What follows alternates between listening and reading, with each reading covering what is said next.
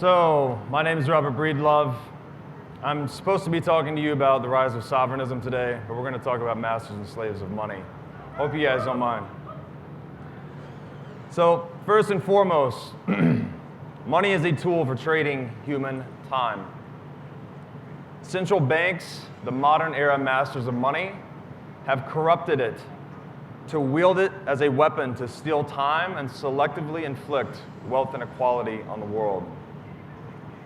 History shows us that the corruption of monetary systems leads to moral decay, social collapse, and ultimately slavery. As the temptation to manipulate money has always proven too strong for mankind to resist, the only antidote for this poison is an incorruptible money, Bitcoin. In ancient Western Africa, there was a form of money called agri-beads. Many of you probably read about it in the Bitcoin standard. These were small decorative glass beads that were used as money for centuries. But once Europeans arrived and realized that glass beads were being used as money, they realized they could counterfeit these beads at a very low cost back home, ship them into Africa, and use them to steal wealth effectively. They could trade these counterfeit glass beads for goods and services in the African economy. This was one of the first monetary systems corrupted by counterfeiting. And it shows how wealth inequality can be inflicted when counterfeiting in money occurs. So as European ships arrived on African shores, many of them had hulls packed completely full of glass beads. Locals readily traded their hard-earned assets for what they believed were precious glass beads. They had scarcity historically, but they didn't after they were counterfeited. So these agri-beads later became known as slave beads. And as newly impoverished Africans became desperate, they were forced to sell themselves or others into slavery just to make ends meet. And this led to the transatlantic slave trade. The transatlantic slave trade was a 365-year atrocity where over 12.5 million human lives were shipped from African shores to North America and Europe. And in a barbaric irony of history, the slaves that were bought with hulls packed full of glass beads were now packed into the hulls of these same ships. And you can see that here. These masters of the slave ships packed their hulls tightly with slaves in an inhumane and unforgivingly precise way. And unfortunately, this agri-bead episode was not an isolated incident. There were also cloth strips called panos used in ancient Western Africa as well. And lured by the virtually limitless profit potential, Portuguese panos producers soon began mandating the production of these cloth strips by slaves, and then used those produced panos strips to acquire more slave labor in the marketplace. So this monopoly enforced the use of panos for tax payments, forcibly to denominate slave contracts, and to hire soldiers. And just to name just one similar non-coincidental example today, the US government enforces the use of dollars to denominate oil contracts, which is the energy slave of modernity. They use it for tax collections, they use it for legal tender, and they use it as the international reserve currency. So the point of all this is that when free market forces are manipulated, producers gain an asymmetric ability to acquire human time in the marketplace at an unfair cost. So said simply, currency counterfeiters can steal human time in perpetuity. And this is a malevolent power that effectively makes the central bank, which is the centralized institution of currency counterfeiting that dominates the world today, a slave master. And this follows a very vicious cycle where these institutions will monopolize money production to enforce tax collection. They'll use the cheaply produced money to buy assets and hire soldiers. After impoverishing trading partners, they'll conquer or enslave them. They then will force slaves to work in money production facilities like the panos producers or other labor units. And they'll ultimately protect their monopoly by violently suppressing all competition to the monopoly over time. So this is how counterfeit money leads to slavery. And to quantify the transatlantic slave trade from an economic perspective, if we assume that each slave worked 5,000 hours per year for 40 years straight, The transatlantic slave trade equated to about 6.8 billion human hours stolen per year for 365 years straight. This is a total of 2.5 trillion human hours stolen over the course of 3 centuries. So in a first principle sense, counterfeiting money is time theft, and time theft is enslavement. Systems for stealing human time, whether they are direct or indirect, can hardly be called anything other than slavery. And since money is redeemable for human time, those who violently monopolize its production are stealing our time incrementally through the use of counterfeiting. And as Rothbard said, to be moral, an act must be free. Free actions can come only from sovereign individuals. Sovereignty is a term that refers to the locus of supreme action in the sphere of human action. And according to natural law, sovereignty inheres within the individual, as each person must consciously decide what actions to take, despite any exogenous influences they may face. This is rooted in the Logos, which is the divine property that we all possess. This is our consciousness. This is what we convert the chaos of nature into good and useful order with. When we violate this property, we are contradicting our humanity. And the Logos is at the foundation of Western civilization today.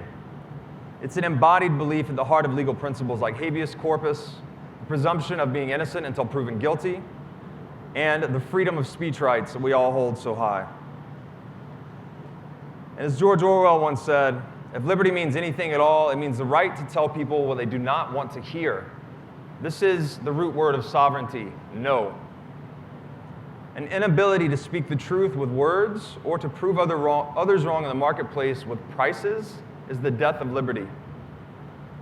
As the 20th century so painfully taught us, when we restrict the Logos, it is a slippery slope toward totalitarianism. So just as we learned the importance of freedom of speech in the 20th century, I believe we learned the importance of the freedom of the price signal in the 21st century. And that price signal, the truthfulness of it, is rooted in Bitcoin. Again, free expression in all forms is antecedent to proper moral action.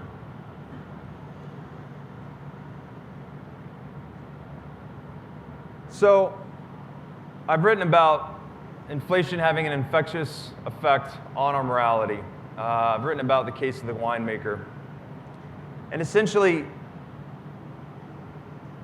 when money is inflated, we do not know whether it is a market giving us a real signal of supply and demand, that people are voting that they want more of something or less of something through the price signal, or if it's a matter of central bank policy. This corrupts the information that we trade between us, and therefore corrupts our characters and our relationships. And all of this percolates upward into our morality. And this is why inflation is poisonous. The corruption of the money is the corruption of ourselves, the corruption of our characters, and the corruption of our spirits. Inflation-resistant money, then, is the only antidote to this social moral affliction. And Bitcoin, as the only money in history with a terminal inflation rate of 0%, is the antidote for this poison, the only antidote for this poison. And to quantify fiat currency, which is a pyramid scheme that I argue is an invisible form of slavery. It's not whips on the back, it's not visceral, but because of its invisibility, it's perpetrated at a much larger scale, and I'll quantify it to show you. In ancient Egypt, Herodotus said that a single great pyramid required 100,000 men laboring for 20 years straight to build. This meant that one pyramid required 2 billion human hours, 2.3 billion human hours to construct.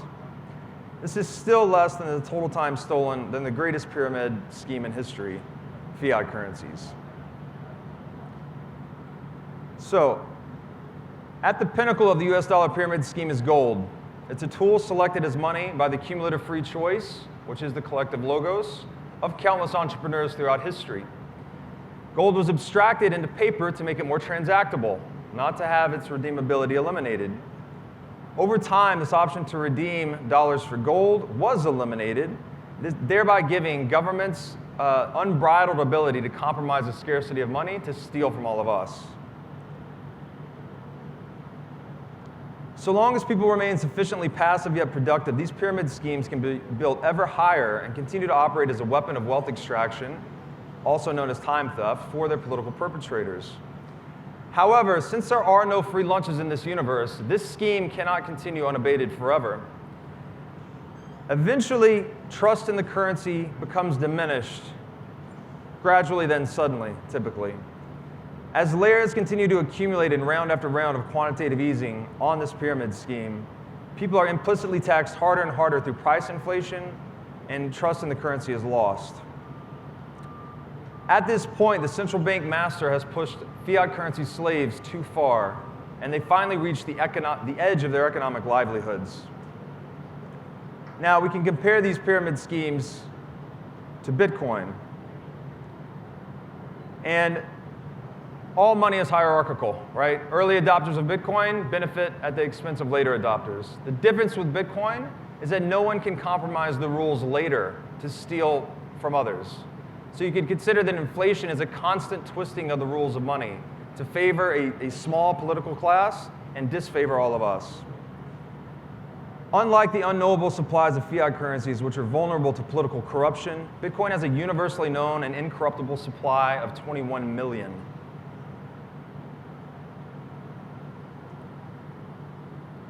Symbolized by its fixed height in the image here, the absolute scarcity of the Bitcoin digital gold pyramid increasingly outcompetes fiat currency pyramid schemes as they grow comparatively taller and less trustworthy through supply expansion, whereas the supply of Bitcoin remains fixed, predictable, and trustworthy.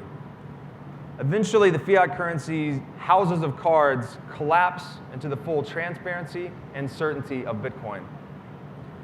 Whether it's understood by market participants or not at any moment, it is the known that serves as protection from the unknown. Just to quantify the central banking system of time theft, let's take a close look at the Fed. So if I divide the US dollar supply growth each year since 1981 through today, we see an average of 7.6% growth in US M2. I can now divide that by the average hourly wage paid during that same time period. All of this based on US government data. And if I perform that calculation, assuming that each person works 2,000 hours per year, this is equivalent of the Federal Reserve stealing 23.4 billion hours per year of human time. This is 3 times more per year than the transatlantic slave trade. This is equivalent to enslaving 11.7 million people for 40 years straight. And as we see here, in the past 40 years, the Fed has stolen nearly 1 trillion human hours through quantitative easing. So when we stop conceiving of central banking as an economic story, and we start to see it as a crime story, we're beginning to get the true picture of what's going on. Like the counterfeit agri-beads and panos that came before them, counterfeit dollars are used to mobilize military efforts, and they are funded through explicit taxation, which is not consensual, and implicit taxation through inflation. Worse yet, fiat currency is the self-funding force of evil itself. It's been used to fund every dictator, every internment camp, and every world war in human history. And in the 20th century alone, we had 169 million people murdered by state activity through fiat currency-funded activities. So history is clear on the point that an enforced enactment of the fiat currency lie worldwide leads to loss of life on a monstrous scale. So said simply, central banking is a fraud, and those who remain silent on this truth are frauds themselves. And I'm out of time. I only got through some of this. I hope this was educational. The piece, Masters and Slaves of Money, goes into much more detail. I encourage you guys to check it out. Thank you so much.